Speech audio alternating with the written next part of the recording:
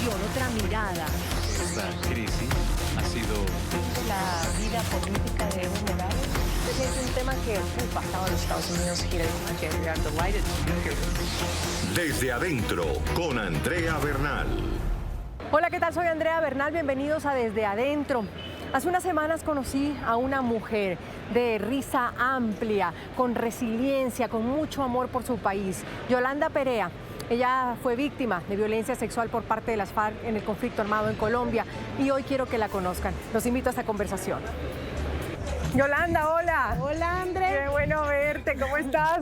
Bien. Gracias por tu tiempo. No, gracias a ti por permitirnos esta juntanza, oye. Yolanda Perea, usualmente yo presento a mis invitados. Okay. Digo quiénes son, de dónde vienen. Te dejo eso. ¿Quién es Yolanda Perea?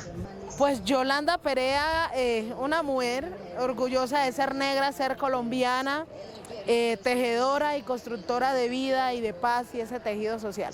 Chocuana 100%. Me doy cuenta. Madre cabeza de 4 hijos, 3 niñas, 1 niño. Líder social, defensora de esta causa, pero sobre todo sobreviviente del conflicto armado colombiano, donde no ha sido fácil, pero creo que es necesario reconocer que lo fuimos, pero no quedarnos ahí, sino cómo avanzamos conjuntamente en la construcción nuevamente de nuestras vidas, que no es fácil, no se olvida, pero que ahí vamos. Esa introducción me lleva a preguntarle, detrás de esta gran mujer, y como nos lo ha detallado, hay una historia. Sí, hay una historia de ese conflicto armado, de ser víctima de ese conflicto que te lleva a luchar por las mujeres, a luchar contra la violencia sexual, sí, y a decir, aquí estamos y vamos a ayudar. ¿Cuál es esa historia detrás? ¿Qué fue lo que pasó, Yolanda? Bueno, Andrés, lastimosamente fui víctima de violencia sexual, un aborto y el asesinato de mi madre a mis 11 años. Y de ahí para acá han sido amenazas, persecución, asesinato de otros familiares, como uno de mis tíos que también los asesinaron. Y de ahí para acá ha sido cuidarnos, pero más sin embargo yo creo que aunque hago parte de esa subcifra que habla la Unidad para las Víctimas, que habla de más de 39.990 víctimas, es duro. Es difícil, pero yo creo que lo más importante de resaltar es cómo las víctimas no hemos esperado que venga la institución y sus soluciones, sino nosotras y nosotros y nosotres, cómo nos hemos levantado conjuntamente a tejer, a construir nuestras vidas, a juntarnos y a caminar con ese dolor sin olvidar quiénes somos, pero la importancia de qué queremos ser, y es que queremos ser el referente de nuestros hijos e hijas para que no repitan nuestra historia. ¿Quiénes fueron tus victimarios? Yo fui víctima de la FARC. No ha sido fácil porque ahí entra, por ejemplo, el acuerdo de paz, y yo soy una de las defensoras del acuerdo de paz. Prefiero un acuerdo de paz imperfecto y no una guerra en permanencia, porque gracias a ese acuerdo yo ahora puedo hablarle a la FARC de frente sin temor a que me vayan a asesinar, y esperando algún día que se hagan responsables de todo el daño que he vivido, y no solo yo, sino cientos de miles de víctimas. ¿Cómo sale uno adelante? ¿Cómo recupera uno esa sonrisa? ¿Cómo la recupera uno? ¿De dónde saca fuerza? Mira, yo saco fuerza de las entrañas, pero sobre todo de saber que tuve una madre que tuvo los pantalones, que se le enfrentó a la FARC y reclamó porque le violaron a su hija, y que ahí aparecieron los cobardes, que fueron 7 y fueron y asesinaron a mi madre, y que no puedo que a quien mi madre haya muerto dejar eso así, sino como si ella dio la vida por mí, yo hago algo por la sociedad, ¿no? Hago algo por mi comunidad, por su gente, pero también trabajo en pro de que mis hijas y mis hijos no repitan nuestra historia. Y es ahí donde todos los días, pese al miedo, pese a tener que andar escoltada, no tengo derecho, digamos, salir sola ni a comerme un helado por el miedo de que me vayan a asesinar, por simplemente levantar la voz y querer un país libre de violencia donde otros y otras no repitan mi historia. Hablaste del proceso de paz, ya lo tocaste, un proceso de paz que dividió a Colombia, que lo polarizó, dices que tú lo apoyaste, y se habló mucho de pedir perdón y perdonar. Vamos por la primera, ¿tú perdonaste? Pues yo no soy Dios para perdonar, por ahí ves algo. Creo que esto es un proceso, y creo que el perdón se va construyendo a través y a medida que vamos obteniendo verdad y justicia, ¿sí? Pero también es necesario entender que no se puede decir, no, es que vamos a perdonar ya porque es que ya todo pasó. No, yo sigo teniendo pesadillas, sigo teniendo esos sueños, sigo teniendo miedo a que mis hijas repitan mi historia o el diario vivir de mi vida. Entonces, es pensar cómo podemos construir, dejando mi rabia y mi odio detrás para poder construir con otros algo diferente, algo que nos incluya a todos y que evite que yo repita nuevamente la historia, donde no es fácil, pero todos los días me levanto confiando que el día de mañana va a ser mejor. ¿Y te han pedido perdón? Ellos, tus victimarios o las FARC, las que firmaron ese proceso, ¿te han podido mirar a los ojos y pedirte perdón? No. ¿Qué sientes tú? Yo siento que no, pero también espero que a raíz de la solicitud de audiencia pública que acaba de hacer el 29 de febrero, realmente podamos mirarnos más a fondo a la cara y hablar específicamente de mi caso y el de miles de víctimas frente a ese perdón, pero sobre todo la verdad. Yo quiero verdad para poder, Andrea, quitar de mis hombros toda la culpa que la misma sociedad colombiana ejerció en mí al momento de ser víctima, y es por qué salió, por qué provocó, por qué, y nunca se arropó y decía esto no debió pasar. Perdón, se habló de reparación. ¿Cómo va ese proceso de reparación? Porque hablamos también de verdad. Las víctimas necesitan perdón, verdad, pero siempre se dijo y reparación. Y para muchos esa reparación va muy lento, Yolanda. Demasiado lento. El tema de reparación integral, hace falta trabajarlo mucho más. Vemos que no hay suficiente recurso, pero que sin embargo se está viendo, digamos, actualmente la directora de Unidad para las Víctimas está hablando de la importancia que tiene articular, incluso a través de los mismos bienes que le han quitado a ciertos sectores, de poder materializarlos, convertirlos en recursos y que las víctimas podamos acceder a él, pero también articular la política pública que tenga que ver con vivienda, salud, empleabilidad, educación, para que sea una reparación integral y no sea solo lo monetario. ¿Sí? Entonces digamos que son cosas que se necesita voluntad política en el territorio a nivel departamento y a nivel nacional, y más ahora que están construyendo los planes de desarrollo, que queden ahí los capítulos específicos para las víctimas. Y frente a eso, pues ha habido muchos cuestionamientos, porque no solo fue firmar el proceso de paz, sino que los gobiernos que venían lo implementaran. Y se criticó al gobierno de Iván Duque porque faltaba implementación, y ahora por primera vez llega un gobierno de izquierda, el de Gustavo Petro, también a empujar esa implementación. ¿Se ha logrado algo con este gobierno? Mira, yo creo que se está avanzando lento, pero se está avanzando, pero principalmente, Andrea, es de resaltar que no puede ser que nuestros derechos estén sujetos a una voluntad política. Son unos derechos y enmarcado a eso toca implementarlo como tal y empezar a trabajar que la paz es de todo. La paz no le es ni al gobierno ni a NECI. El tema de restablecimiento integral de derechos de las víctimas le debe competir a toda la sociedad y sobre todo cerrar la brecha de que haya más víctimas en Colombia. Y cuando hablamos de víctimas, nosotros no queremos que nos miren como pobrecitos, sino que somos personas que no vimos la guerra por televisión, sino que la vivimos en carne propia, y desde ahí estamos construyendo en medio de esas diferencias un país mejor para Colombia. Por ende, todos los mandatarios deben de legislar, construir planes de desarrollo, programas a favor de una población, pero que sean realmente, que restablezca derechos, no solamente pañitos de agua tibia. El antiguo secretariado de las FARC, y lo voy a leer tal cual, ha acusado a la JEP, que es la Justicia Especial para la Paz que se crea en Colombia después de la firma de la paz, de provocar graves alteraciones al acuerdo de paz, que la JEP se está apartando de la esencia del acuerdo de fondo en el 2016. Eso ha dicho el secretariado de las FARC. ¿Y qué opinas tú? Yo, frente a lo que ellos dicen, yo les haría una pregunta. ¿De qué tienen miedo? Porque el macrocaso que acaban de abrir es el macrocaso 011 de violencia sexual y violencia basada en género, que además ha sido nuestra lucha directamente desde las víctimas. Y eso lo logra Yolanda con todo su equipo de trabajo, abrir ese macrocaso, el 11, de violencia sexual, y ahí es cuando las FARC saltan. Sí, porque además colocamos un derecho a petición y luego una tutela para la agilidad de la apertura de ese macrocaso, teniendo en cuenta que nosotros ya entregamos casos de violencia sexual frente a la G. Más de 1.600 casos entregamos en articulación con otras mujeres. Arrópame luego, o en otra convocatoria entrega 230 casos. Entonces dime si ya no hay suficiente para investigar y entrar a profundidad, a tomar acciones frente a estas violencias en el marco del conflicto armado, y que es necesario que la FARC no tenga miedo, solo admita, digamos, su responsabilidad frente a cada uno de estos hechos y empecemos a hablar de paz, de verdad, de justicia, pero sobre todo de perdón. Para obtener perdón necesitamos también verdad. Y no es que las víctimas estemos llenas de odio, no. Siempre cogemos nuestro odio, nuestra rabia y la dejamos de un lado para construir una paz y un tejido social igualitario, pero es necesario construir paz. En los territorios nos están amenazando, nos están persiguiendo, nos están asesinando, nos sacan cada rato. Y esto porque simplemente defendemos el anhelo de tener un país en paz. Y cuando se habla de paz, André, no significa que es la ausencia de la guerra, sino poder vivir en armonía, en tranquilidad en nuestros territorios, en nuestra zona.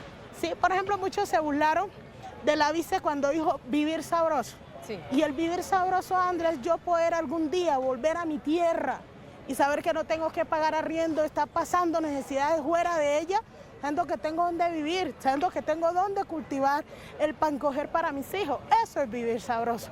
Pero para ello le compete a toda la sociedad colombiana, cada uno en medio de las diferencias, colocar un granito de arena. Y a la FARC hacerse responsable de todos esos daños que han cometido para poder empezar a trabajar en pro de esa justicia y de esa verdad. Así que yo espero prontamente que ellos citen a la audiencia pública que nosotros estamos solicitando para que nos hablemos de las verdades de nuestra cara. Vivir sabroso, ¿tú sientes que en estos 2 años de gobierno del presidente Petro y de la vicepresidenta Francia, se está viviendo un poquito más sabroso, que Colombia ha entrado en eso? Para algunos hay preocupaciones de cómo se está ejecutando este gobierno, no sé, ¿cómo ves tú este gobierno? Pues mira, yo creo que es como todos los gobiernos. Arrancan barriendo muy bien y de repente empiezan a aflojar.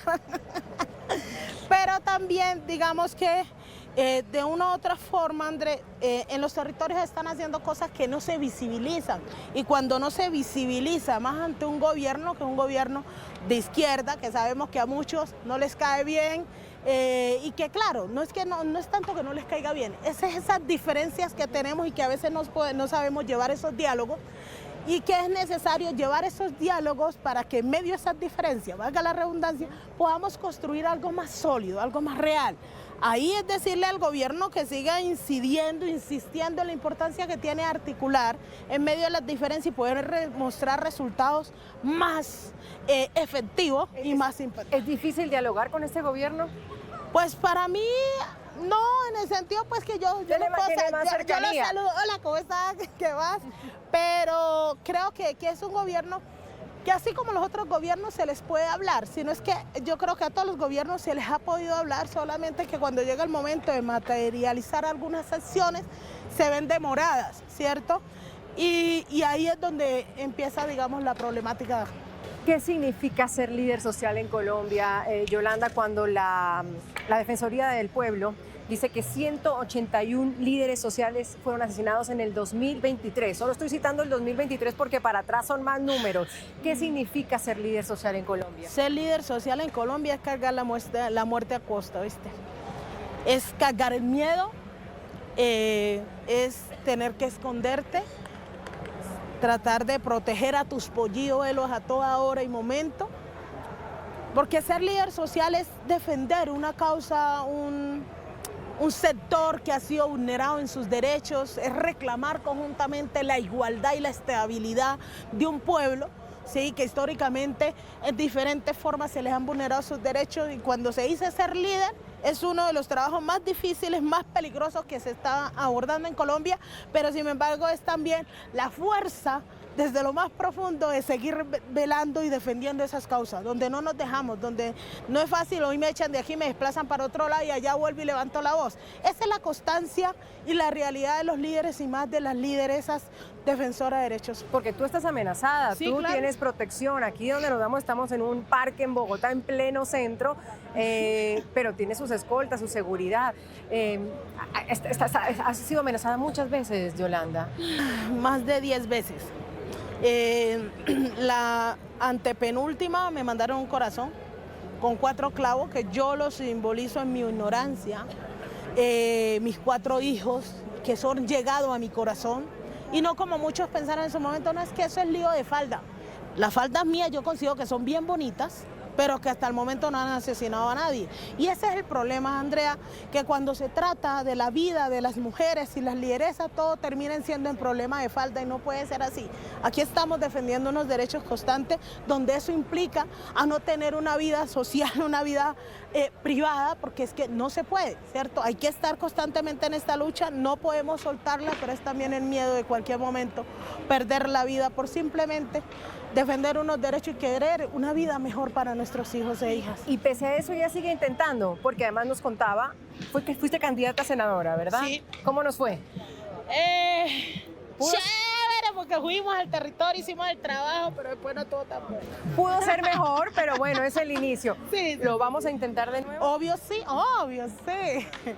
Sí, vamos a seguir intentándonos. Yo creo que el tema, cuando tú tienes meta y quieres más, cuando estás hablando de un general, de un colectivo, de poder construir patria desde lo que haces, es seguir insistiendo, seguir parado en esa causa donde no es muchas veces fácil, donde te toca levantar, caerte, levantarte, sacudirte y vamos para adelante, secarte las lágrimas y seguir avanzando. Yo creo que cada lágrima que he derramado es para colocarme más bella en medio de tanto dolor. Hay que sonreírle a la vida y seguir construyendo y soñar que algún día puedo llegar al Congreso para defender nuestras causas, nuestras luchas. La lucha y la causa no solo tuya, sino de los colombianos, Yolanda, de este gobierno que tiene un plan macro, que es la paz total. ¿Cómo ves ese tema de la paz total del gobierno de Gustavo Petro? Para algunos un fracaso, para otros es la vía que hay que tomar, para otros ha abarcado tanto que no lo logra. ¿Cómo ves eso de la paz total? Bueno, la paz total es un gran ejercicio que hay que aportarle, hay que construirlo, lo estamos haciendo, pero para lograr una paz total se necesita todas las voluntades. Y aquí, por ejemplo, que esté hablando, digamos, ya con el ELN y eso, se ve una voluntad, necesitamos mucha más voluntad, que el cese a fuego siga siendo real y constante, pero también...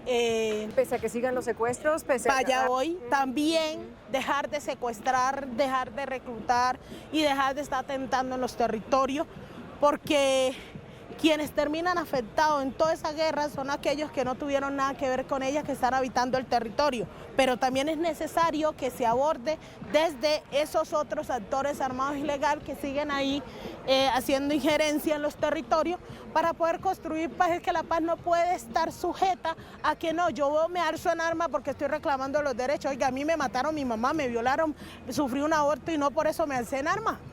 Aquí estoy queriendo construir un país mejor. Entonces, que porque no me garantizaron un derecho, ya nos vamos a levantar el arma, ya nos vamos a rasgar las vestiduras y a terminar afectando gente que no tiene nada que ver con esos derechos que supuestamente no me están garantizando a mí.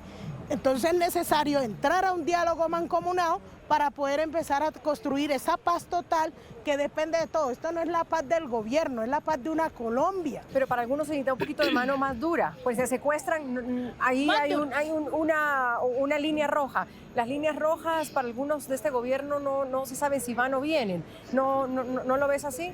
Sí. Hay cosas, digamos, que requieren, digamos, seguirle trabajando. Vemos que el gobierno tiene una voluntad que le hace falta. Yo recuerdo que cuando estaba pequeña, a mí casi nunca me pegaban, ¿no?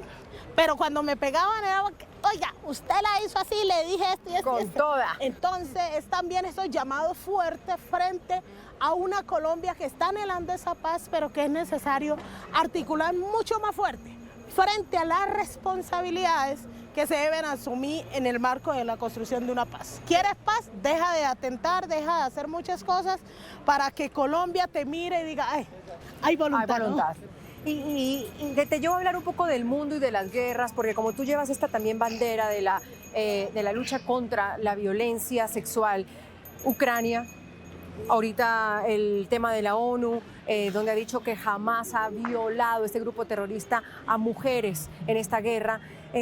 ¿Qué se le puede decir a los líderes internacionales cuando se usa la violencia o la violación como un arma de guerra, Yolanda? Decirle que la violencia en los conflictos siempre se han usado.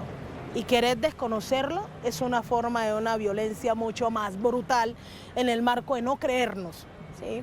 Porque aquí estamos siendo las víctimas que hemos sufrido en carne propia en el marco del conflicto armado, esas formas de violencia y más la violencia sexual, y que no se puede dejar de lado y desconocer que ha existido y que existe, y que por ello es necesario de entrar a un diálogo y de entrar a aportar y a construir y a apoyar, conociendo principalmente esas realidades y no echando siempre en saco roto las verdades de las mujeres y estos pueblos que han sido azotados y violentados. ¿A quién admira en político como mujer Yolanda Perea? ¿Quién ve de referente? Referente mi mamá. Esa era número uno. Mi super mamá, super mujer, empoderada, valiente, luchadora. En ese proceso, yo creo que si mi madre le hubieran permitido un poco más de vida, hubiera sido presidenta de Colombia. Y lo digo por su conocimiento, por su tenacidad en su liderazgo y responsabilidad. Yo intento ser como ella, nunca seré como ella, nunca podré llenar esos zapatos, pero creo que de ella saco cada uno de esos tips para tratar de ser mejor cada día. No es fácil, pero trataré de ser mejor y dar ejemplo en lo que más puedo. ¿Qué sueña Yolanda para sus 4 hijos? ¿Cuántos años tiene cada uno? El Mi hijo mayor, 23, ajá, la otra 20, la otra 4 y la otra 21 meses. Ok, tenemos una casi que recién nacida. Sí, sí. Ok, sí, sí. Los 2 mayores, vamos con los 2 mayores.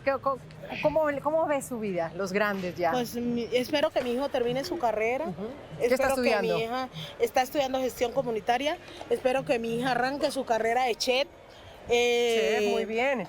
Y espero, principalmente, sueño con seguir viviendo, así mis hijos se casen, seguir viviendo con mis hijos, tener mi casa propia nuevamente y poder vivir en una vida mucho más tranquila, donde ellos salgan y a mí no me dé miedo que ellos salgan, que ellos puedan disfrutar de sus amigos y amigas, porque la verdad es que no tienen mucho, porque yo soy muy...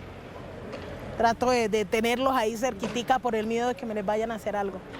Si llega a ser senadora, difícil volver a la tierrita, ¿no? No, yo no sé cómo van a hacer, pero yo para allá voy. Podríamos estar Ay, viendo una senadora, una alcaldesa o una presidenta. ¿Quién quita? Donde Dios me quiera poner, el hecho es seguir construyendo conjuntamente patria, ¿sí? Seguir tejiendo ese tejido social en medio de las diferencias y seguir aprendiendo con otros y otras y enseñando desde lo que yo sé para poder empezar a tejer. No es fácil, pero la rejuntancia es necesaria a partir de 2 o 3 o más. Tú haces la paz o generas la guerra y yo estoy dispuesta a construir la paz. Yolanda, gracias por esa sonrisa, por la resiliencia y por el ejemplo. Para mí ha sido todo un ejemplo y te agradezco por ese Ay, momento. gracias, Andri. Nos vemos pronto seguro. Claro que sí. Gracias por tu Obvio tiempo. sí, Gracias por obvio tu tiempo. sí.